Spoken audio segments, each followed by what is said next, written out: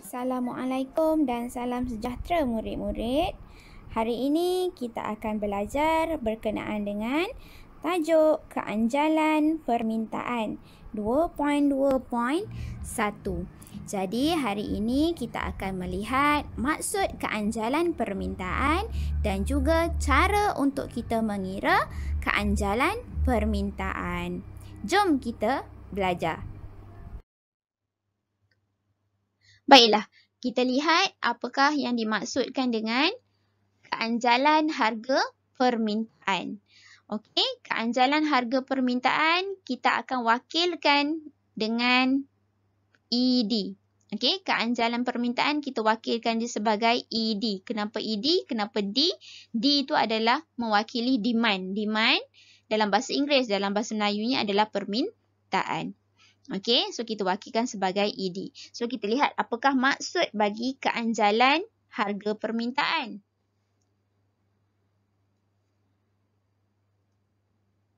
Okey, keanjalan harga permintaan membawa maksud mengukur peratus perubahan dalam kuantiti diminta kesan daripada peratus perubahan harga barang itu. Okey, peratus perubahan dalam kuantiti diminta, kesan daripada peratus perubahan harga barang itu. Okey, ingat untuk memberi maksud, kuantiti diminta, perkataan diminta ni kena tulis. Sebab nanti kita tak tahu yang kamu bagi maksud tu mewakili keanjalan permintaan harga ke ataupun keanjalan penawaran. Okey, so kena tulis perkataan diminta bagi kita nak memberi maksud kepada keanjalan harga permintaan. Okey, selain daripada tu, untuk mengingat maksud keanjalan ni, kita boleh terbitkan melalui rumus keanjalan tu sendiri. Okey. Alright, so kalau pelajar ataupun kalau kamu tak ingat maksud bagi keanjalan, kamu ingat rumus. So daripada rumus tu kita boleh terbitkan maksud keanjalan. So kita tengok apakah rumus bagi keanjalan. Okey, keanjalan membawa maksud ataupun rumusnya adalah ED sama dengan peratus perubahan kuantiti dibahagikan dengan peratus perubahan harga. Okey, peratus perubahan kuantiti bahagi peratus perubahan harga. Okey, dalam bentuk simbol segitiga ni adalah mewakili perubahan. Jadinya, cikgu ada sebut tadi, daripada rumus ni kita boleh terbitkan kepada dia punya maksud. Jadinya kamu tengok di sini, kita ada peratus perubahan kuantiti. Sama tak dengan di atas ni? Peratus perubahan dalam kuantiti. Okey, dibahagi dengan peratus perubahan harga. So, yang bahagi ni kita boleh wakilkan sebagai perkataan kesan bila kita nak bagi maksud. Okey, jadinya peratus perubahan kuantiti kesan daripada peratus perubahan harga. Nampak tak? Peratus perubahan kuantiti, bahagi ni kita gantikan dengan perkataan kesan daripada. Kesan daripada peratus perubahan harga. Okey? So daripada rumus kita boleh terbitkan dia punya maksud keanjalan. Cumanya harus diingat kalau permintaan, keanjalan permintaan kita kena tambahlah peratus perubahan kuantiti diminta. Kesan daripada peratus perubahan harga. Okey. Kenapa pentingnya keanjalan ni terhadap firma? Kenapa firma perlu tahu nilai keanjalan? Okey. Pentingnya kerana membantu firma mengetahui tindak balas terhadap pelbagai jenis barang. Okey, tindak balas pelbagai jenis barang terhadap perubahan harga. Sebab apa kena tahu? Sebab dia nak menentukan strategi apa yang nak digunakan. Okey, nak mencapai keuntungan. Apa strategi yang patut digunakan? Sama ada nak naikkan harga ke ataupun nak turunkan harga. Bergantung kepada jenis barang mengikut nilai keanjalannya. Sebab tu pentingnya mengetahui keanjalan permintaan ataupun keanjalan penawaran yang kita akan belajar nanti. Okey? Jadi sekarang kita tengok bagaimana cara pengiraan keanjalan permintaan.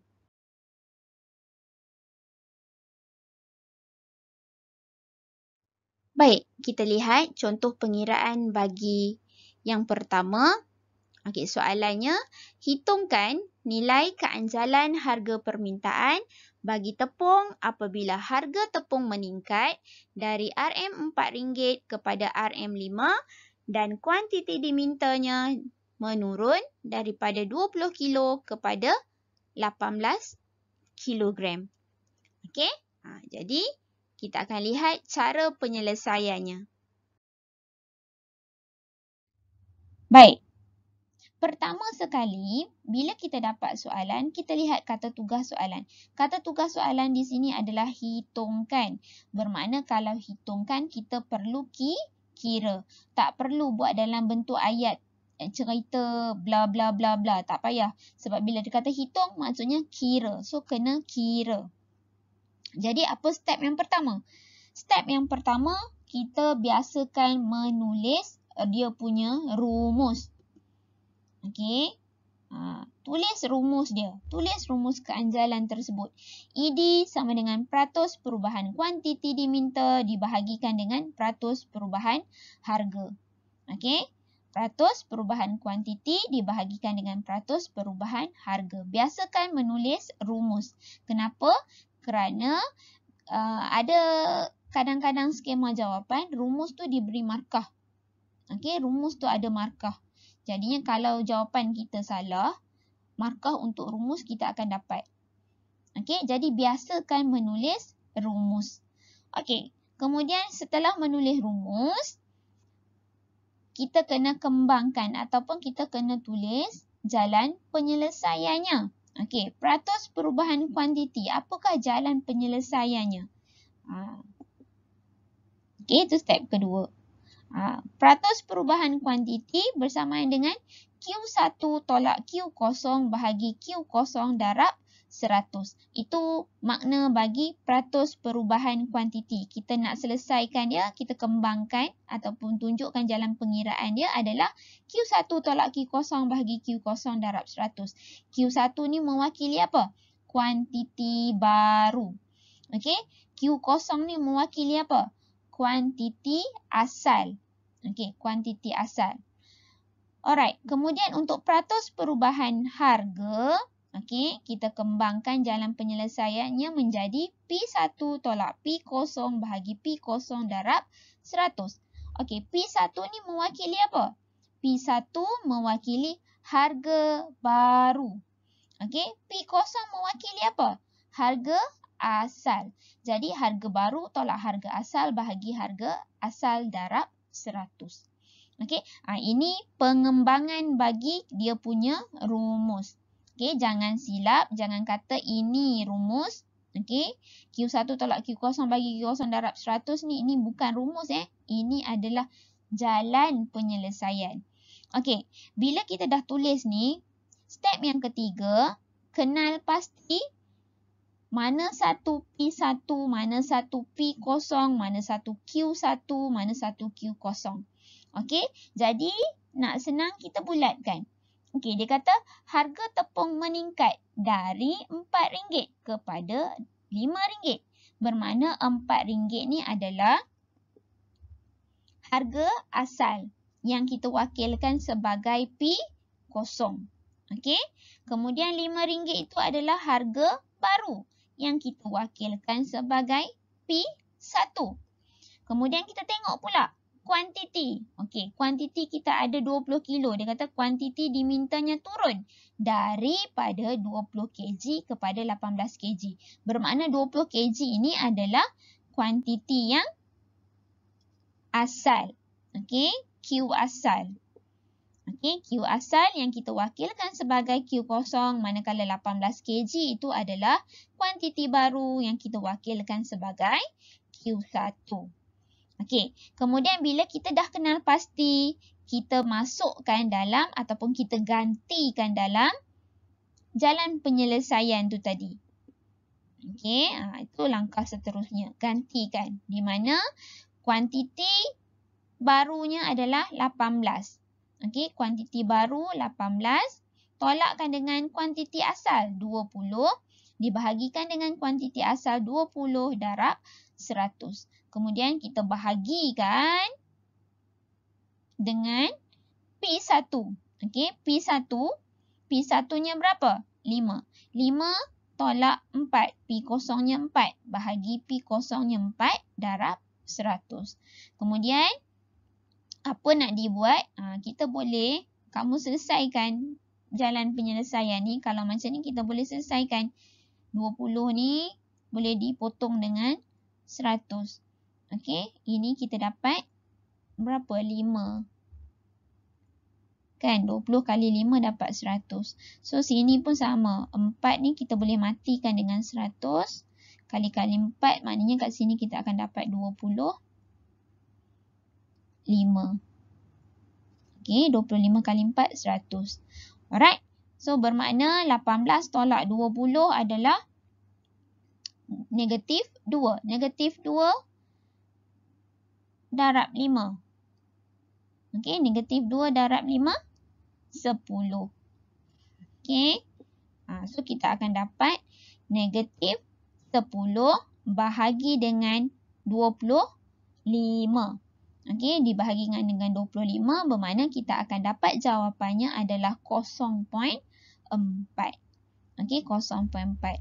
Kenapa di sini ada negatif tetapi dekat jawapan cikgu tak letak negatif? Okey, negatif ni kita abaikan. Okey, abaikan negatif sebab negatif ni hanya menunjukkan bahawa hubungannya adalah negatif. Hubungan antara harga dan kuantiti diminta itu adalah negatif. So, tanda negatif tu abaikan. Okey, tanda negatif abaikan. Jadinya kita tinggalkan sahaja jawapannya dalam bentuk begini. Okey, keanjalan dia tak ada unit Jangan letak unit apa-apa. Biarkan dia dalam bentuk nombor sahaja. Okey, kalau dapat 0.4, matikan di situ. 0.4 saja. Jangan letak unit, jangan letak RM, jangan letak apa-apa sahaja. Okey, keanjalan dia tak ada unit.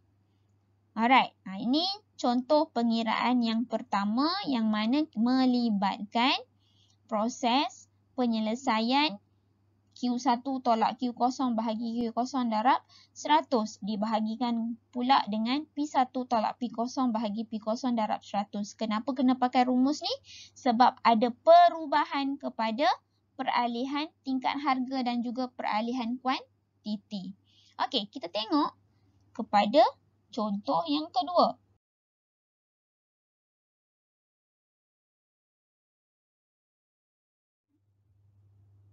Okey, kita lihat kepada contoh pengiraan yang kedua.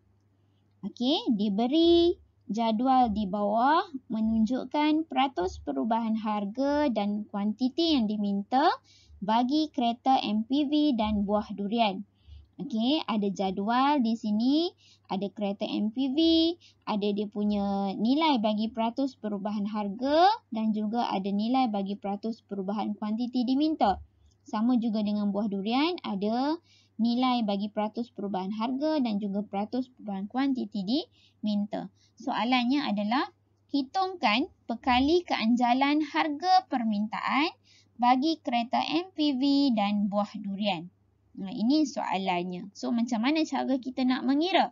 Jadi, kita tengok macam mana cara.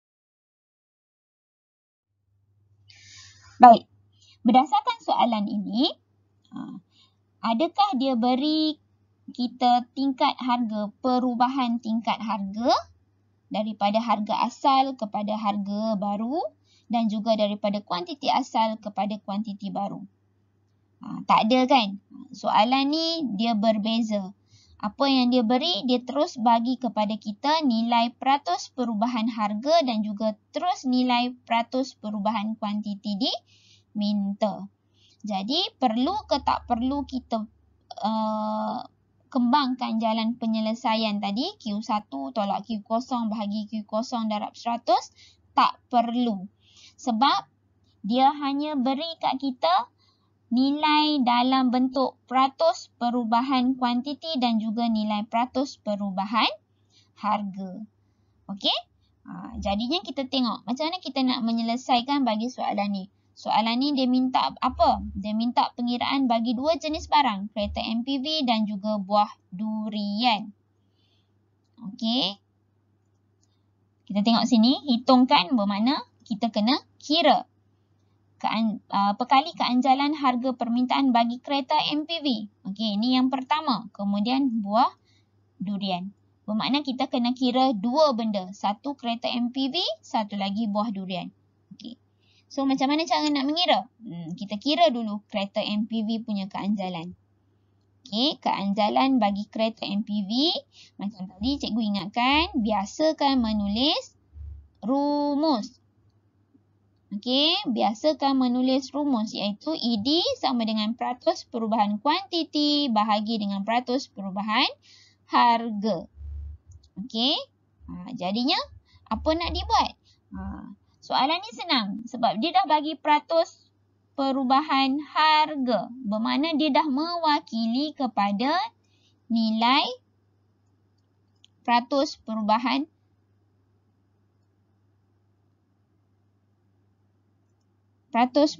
harga. Tersilap. Okey. Dia dah beri nilai kepada peratus perubahan harga. Ni. Kemudian dia bagi juga kita peratus perubahan kuantiti diminta. Dia dah bagi siap-siap. Peratus perubahan kuantiti diminta. Jadi, kita sekarang hanya masukkan, gantikan saja nilai yang diberi ni ke dalam rumus. Okey, gantikan saja. Kuantiti diminta, kita gantikan untuk MPV 18. So, kita gantikan terus 18 peratus. Kemudian dibahagikan dengan peratus perubahan harga. Berapa? 10. Terus gantikan 10. So, dekat sini, peratus dengan peratus kita boleh matikan. So, tinggal 18 bahagi 10. So, 18 bahagi 10 dapat berapa? Dapat nilainya adalah 1.8. So, jawapannya adalah 1.8 bagi keanjalan kereta MPV. Okey, sekarang ada lagi satu tugas untuk mengira keanjalan buah durian. Okey, sama juga jalan penyelesaiannya. Pastikan kita letak dulu pertama sekali dia punya rumus. Okey, biasakan menulis rumus tu. Tak rugi pun. Tulis je rumus. Kemudian kita gantikan. Untuk peratus perubahan kuantiti, kita gantikan dengan berapa untuk durian? 15. Okey, 15 peratus.